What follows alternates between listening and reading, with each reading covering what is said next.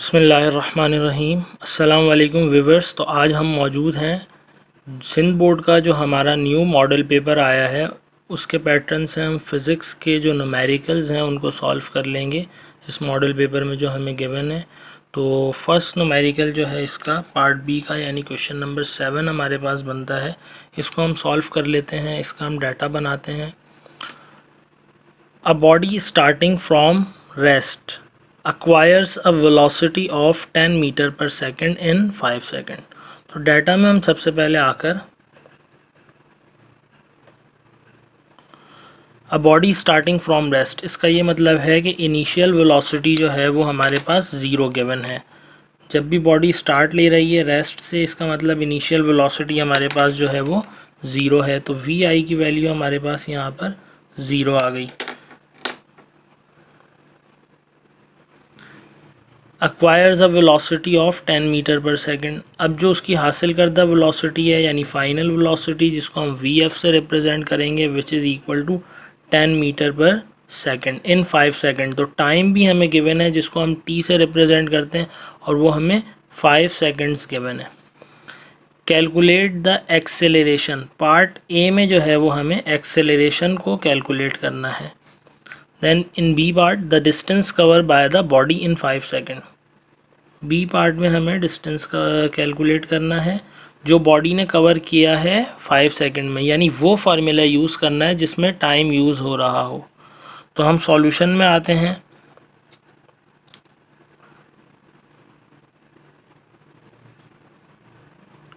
Solution की heading देने के बाद हम इसको सॉल्व कर लेंगे। तो हम फार्मूला चेक करेंगे कौन सा ऐसा फार्मूला है जिससे हमें पहले ए मालूम हो जाए। तो हमें फर्स्ट इक्वेशन ऑफ मोशन से ड्राइव्ड हुआ एक फार्मूला याद है जो कि एक्सेलरेशन का है, which is equals to a equals to v f minus v i upon t. Values हम इसमें पुट कर देंगे। सब वैल्यूज़ सही हैं, कोई इसमें हमें चेंज करने की ज़रूरत नहीं है यूनिट्स को। तो इस वजह से हम डायरेक्टली पुट करेंगे। वी एफ 10 है, 10 माइनस वी आई ज़ीरो है, 10 माइनस ज़ीरो अपॉन टाइम हमें गिवन है 5 सेकेंड्स। नाउ 10 ओवर 5, ज़ीरो यहाँ से लिखने की दोबारा ज़रूरत नहीं है। तो 5 1 आर 5 और 5 2 आर 10। तो एक्सेलरेशन हमारे पास 2 मीटर पर सेकेंड स्क्वायर जो कि एक्सेलरेशन का यूनिट होता है, ये आ गई हमारे पास। तो पार्ट ए हमारे पास सॉल्व हो चुका है, इसका एक्सेलरेशन हमने मालूम कर ली। नाउ अब सेकंड थिंग जो है वो हमें यहाँ पे मालूम करना है डिस्टेंस, पार्ट बी में। तो डिस्टेंस मालूम करने के लिए हमारे पास फार्मूला होता है जिसमें टाइम यूज़ हो रहा हो। तो सेकंड इक्वेशन ऑफ मोशन है S equals to V I T plus 1 upon 2 A T square. Now so S equals to V I की वैल्यू हमें यहाँ पर ज़ीरो गिवन है, टी हमें 5 सेकेंड्स गिवन है, प्लस 1 अपॉन 2 ये एज इट इज़ है। एक्सेलरेशन जो हम कैलकुलेट कर चुके हैं which is also equal to 2। And now finally the time which is use in this equation equals to 5। तो वो 5 हमने यूज़ कर लिया। नाउ अब सॉल्यूशन पे आते हैं। इसके 5 ज़ीरोज़ा ज़ीरो हो गई ये टर्म हमारे पास। तो s equals to zero plus 2 से ये 2 कैंसिल हो सकता है, 1 बचा, इंटू 5 5 ज़ार 25, 5 का स्क्वायर हमने लिया। Finally s equals to zero लिखने की ज़रूरत नहीं है, 125 ज़ार 25 मीटर जो कि एस डिस्टेंस का यूनिट होता है। तो ये आपका फाइनल आंसर आ गया, रिज़ल्ट। ये हमने पहला क्वेश्चन जो कि क्वेश्चन नंबर 7 है मॉडल पेपर में, ये सॉल्व कर लिया है। अब हम चलते हैं नेक्स्ट क्वेश्चन की तरफ। नेक्स्ट क्वेश्चन नंबर 8 हमारे पास मौजूद है, इसको हम सॉल्व करेंगे। Calculate the length of a seconds pendulum. तो सेकेंड्स पेंडुलम डाटा बनाते हैं। सबसे पहले लेंथ कैलकुलेट करनी है हमें, जिसको हम एल से लेते हैं पेंडुलम में। और सेकेंड्स पेंडुलम का ये मतलब है जो इसमें टाइम पीरियड गिवन है हमें पेंडुलम का, वो 2 सेकेंड है। सेकेंड्स पेंडुलम का ये बात याद रखिएगा। कभी कभी हमें टाइम गिवन भी हो सकता है पीरियड 2 सेकेंड, और अगर गिवन ना हो तो आपने सेकेंड्स पेंडुलम के लिए ख़ुद से यूज़ करना है टी इक्वल्स टू 2 सेकेंड।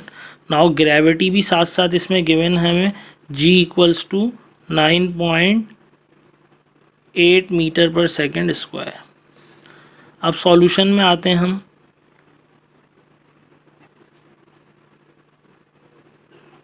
तो सिंपल पेंडुलम के लिए जो फार्मूला यूज़ होता है टाइम पीरियड का वो होता है T इक्वल्स टू 2π/L/G।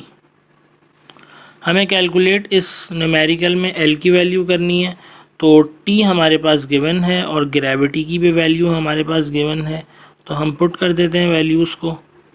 तो T इक्वल्स टू 2 यहाँ पर हमने पुट कर दिया, ये 2π एज इट इज़ आ गया √L/G, L और अपॉन में ये 9.8 आ गया। अब हमें कैलकुलेट जो है वो L की वैल्यू करनी है।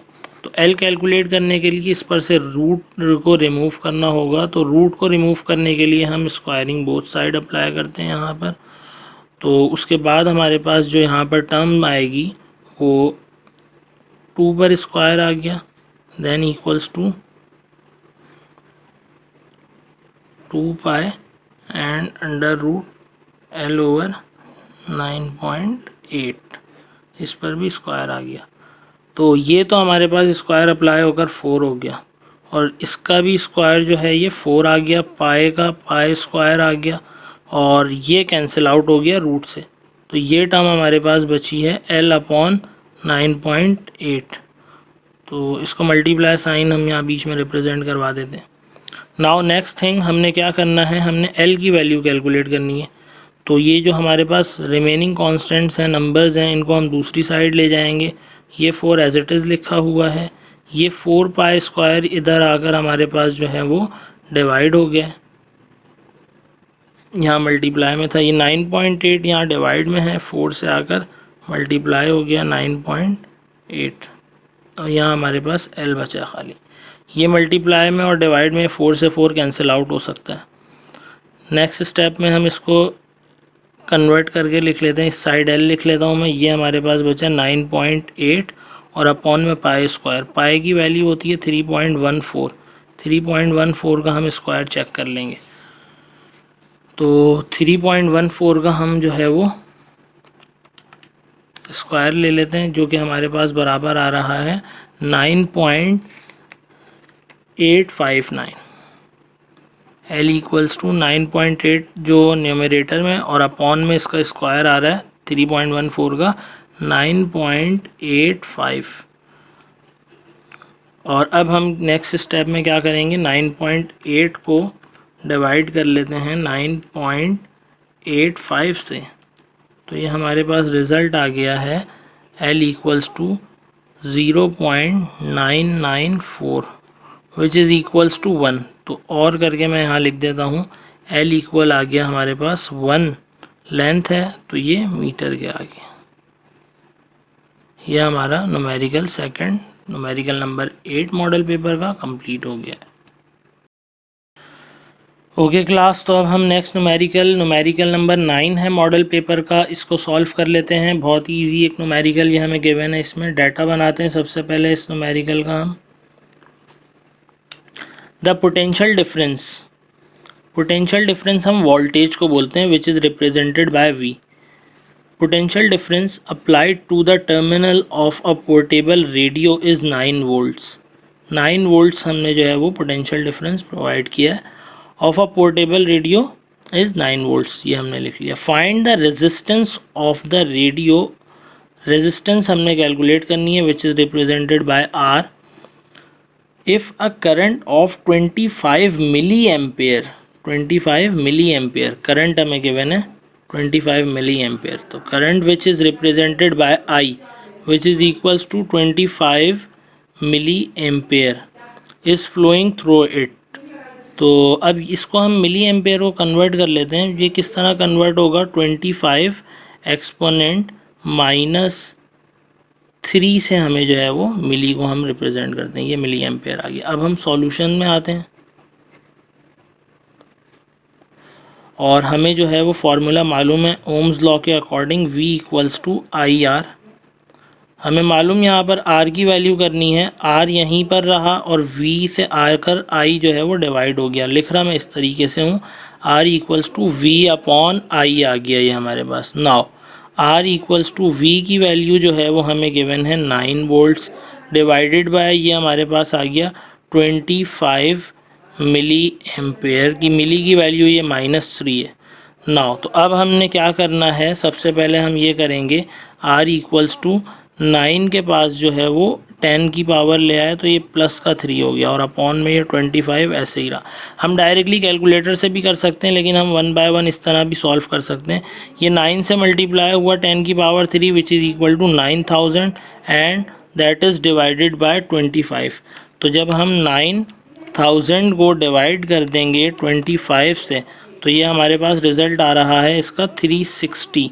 तो रेजिस्टेंस है ये हमारे पास आ गया 360 ओम्स OHM, ये इसका यूनिट है, या इसके अलावा हम इसका यूनिट ये भी बना सकते हैं। तो यूनिट में आप जो है वो इन दोनों में से कोई भी रिप्रेजेंट कर सकते हैं। ये हमारा फाइनल इसका न्यूमेरिकल नंबर 9 का मॉडल पेपर के आंसर है। ओके सो क्लास, अब हम मॉडल पेपर का नेक्स्ट न्यूमेरिकल नंबर 10 को सॉल्व करते हैं, इसका डाटा बनाते हैं।